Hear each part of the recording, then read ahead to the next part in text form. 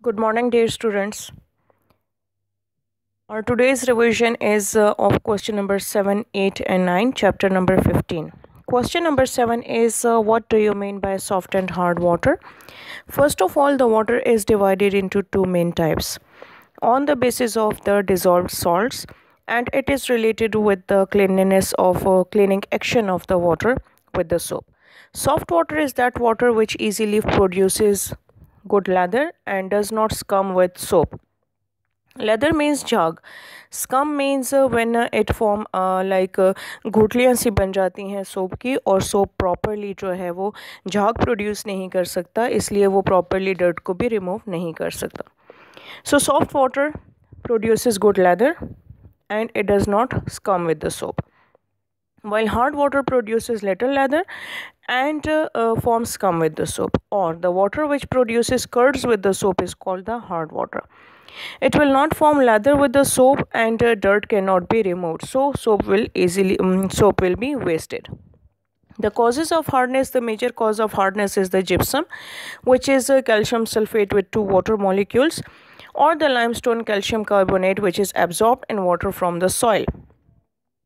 The second reason is the bicarbonate. Now, bicarbonate of calcium and magnesium. Basically, the reason of hardness is the dissolved salts of calcium and magnesium. The major one is the bicarbonate. When the rain falls, the rainwater on its way to the ground dissolve carbon dioxide from the atmosphere. Fine.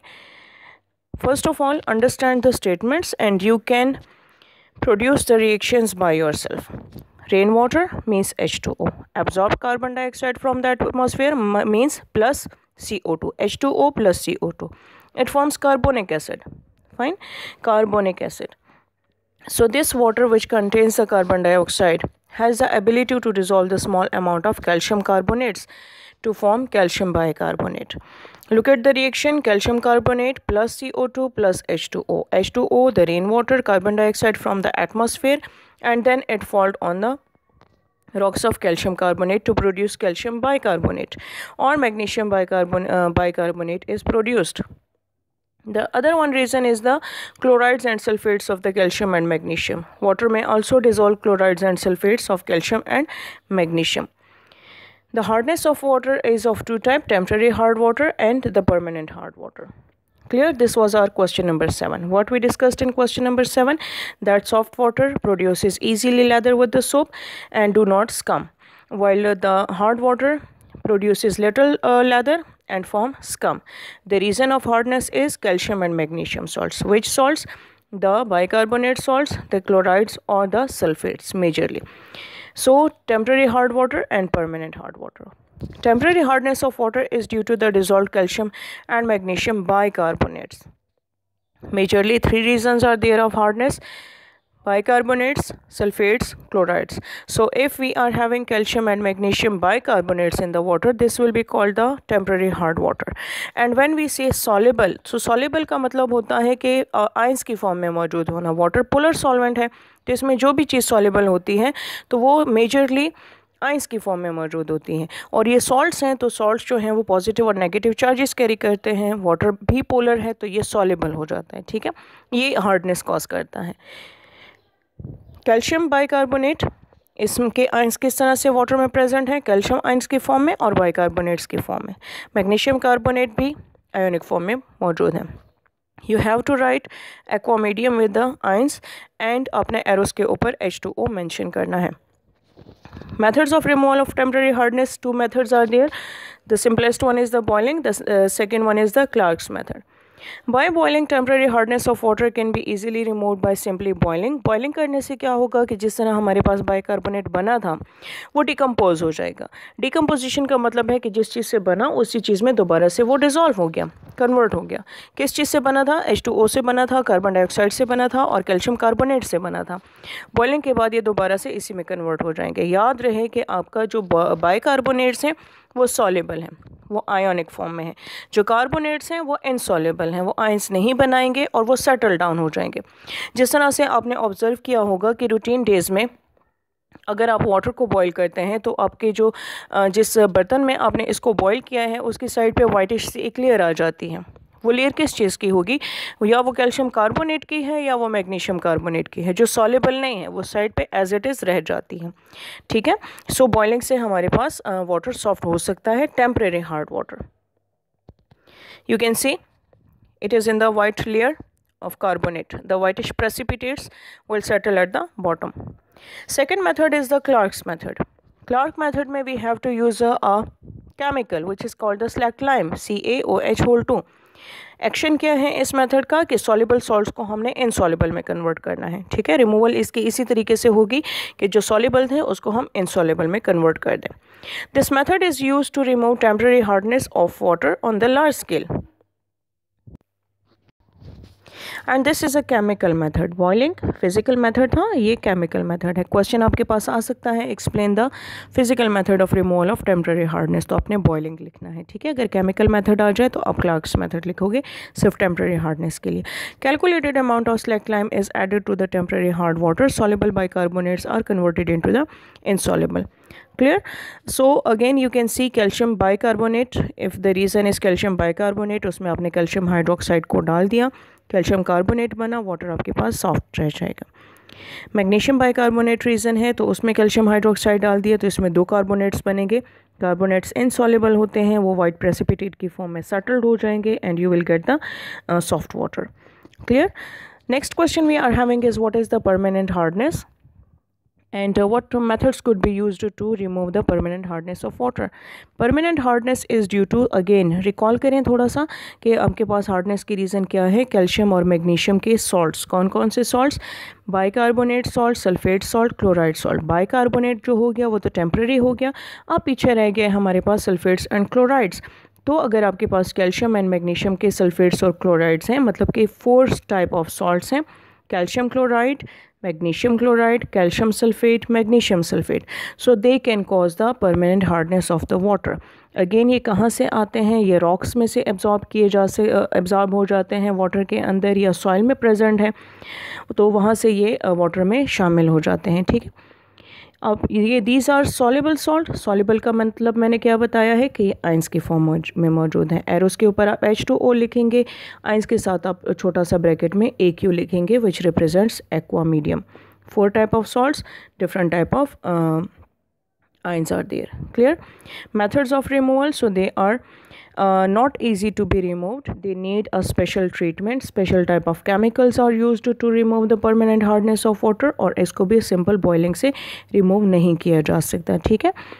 तो 2 methods are adopted, reaction with the washing soda, ion exchange method। washing soda formula क्या है? Na2CO3 है। action क्या होगा? again you have to remember soluble को insoluble में convert करना है। The washing soda Na2CO3 removes the permanent hardness of water. The washing soda reacts with the soluble salts to convert them into the insoluble salts. ठीक है। Sulphates यहाँ पे soluble हैं, chloride soluble होते हैं, लेकिन कार्बोनेट्स जो हैं वो इनसॉल्युबल हैं। तो हमें क्या करना है कि इन क्लोराइड्स और सल्फेट्स को कार्बोनेट्स में कन्वर्ट करना है। If the reason of hardness is calcium chloride CaCl2, उसमें आपने डाल दिया वॉशिंग सोडा, क्या बनेगा? आयन एक्सचेंज हो जाएगा, ठीक है। सोडियम क्लोराइड बनेगा एंड कैल्शियम का कार्बोनेट बनेगा। सेम इज़ द केस अगर मैग्नीशियम सल्फेट है आपके पास रीज़न, उसमें आपने वॉशिंग सोडा डाला, मैग्नीशियम का कार्बोनेट जो कि इनसॉल्युबल है वो सेटल्ड हो जाएगा एंड कैल्शियम का सल्फेट सोडियम का सल्फेट बनेगा जो कि सॉल्युबल है और वो हार्डनेस कॉज नहीं करता, ठीक है। जो आपके पास सोडियम के सॉल्ट्स हैं वो हार्डनेस कॉज नहीं करते। Ion exchange method second method है।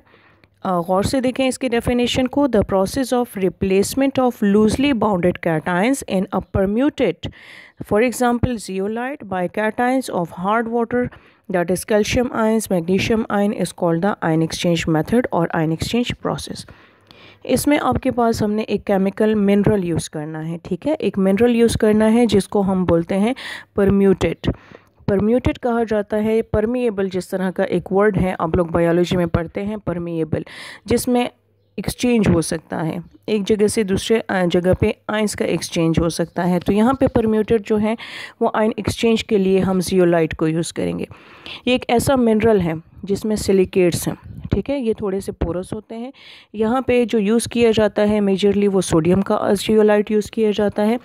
क्या होगा कि जब आप सोडियम के जियोलाइट के ऊपर हार्ड वाटर को पोर करेंगे, पास करेंगे, तो हार्ड वाटर का जो आयन है, कैल्शियम है, मैग्नीशियम है, वो रिप्लेस कर देगा सोडियम को। जियोलाइट में से सोडियम जो है वो निकल जाएगा, वो वाटर में शामिल हो जाएगा, और जो आपका कैल्शियम और मैग्नीशियम है जो हार्डनेस कॉज कर रहा है वो सोडियम की जगह पे जियोलाइट में आ जाएगा। ये प्रोसेस कंटिन्यू रहेगा जब तक कि आपका ये जियोलाइट जो है वो इनएक्टिव नहीं हो जाता। इनएक्टिव वो कब होगा? जब उसका तमाम के तमाम सोडियम कंटेंट जो है वो रिप्लेस हो जाए with the calcium and magnesium. Now look at the definition. The process of replacement of loosely bonded cations in a zeolite. कौन सा कैटाइन है? सोडियम है, ठीक है। by the cations of hard water like calcium and magnesium is called the ion exchange method. reagent यहाँ पे जो use हो रहा है वो सोडियम जियोलाइट है which is the commercial adsorbent. Zeolite is an ion exchange resin which is integral part in the water treatment process in both consumer and industrial settings. Fine. Zeolite is naturally occurring sodium aluminum silicate. इसको आपने याद करना है, sodium aluminium silicate है ये।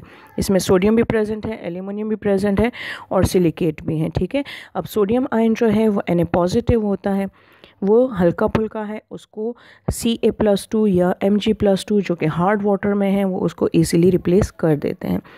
It can also be prepared artificially. This resin is commonly known as sodium zeolite. Process क्या है कि when the hard water is passed through the resin, the sodium ions will go into the solution, while the unwanted calcium and magnesium ions take their place in the resin. Look at the diagram.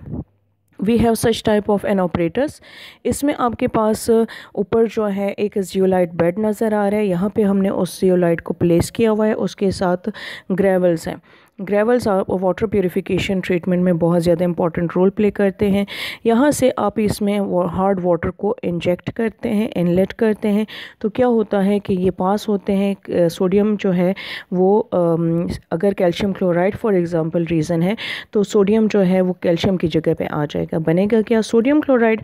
उसका inlet यहाँ पे है हमारे पास, वो यहाँ से निकल जाएगा।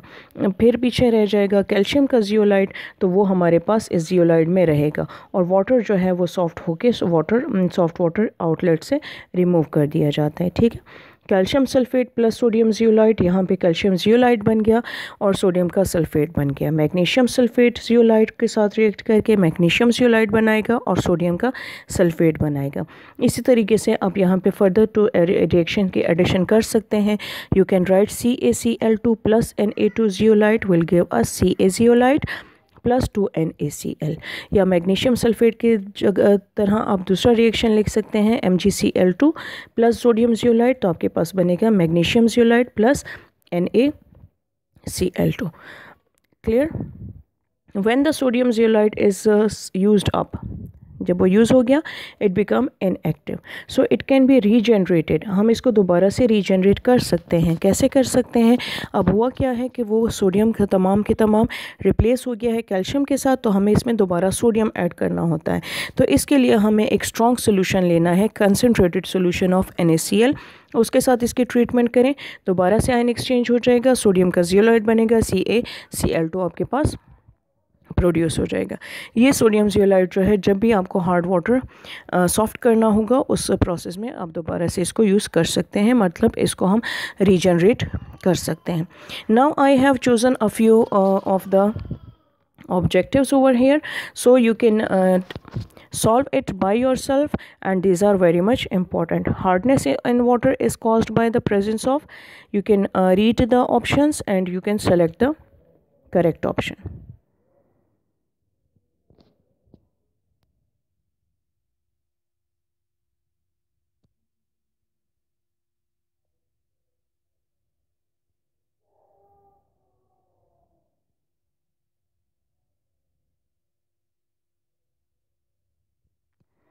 So this was all about the soft and hard water. This is your today's homework. You have to learn this, you have to solve the objectives, and I wish you very good luck. Take care.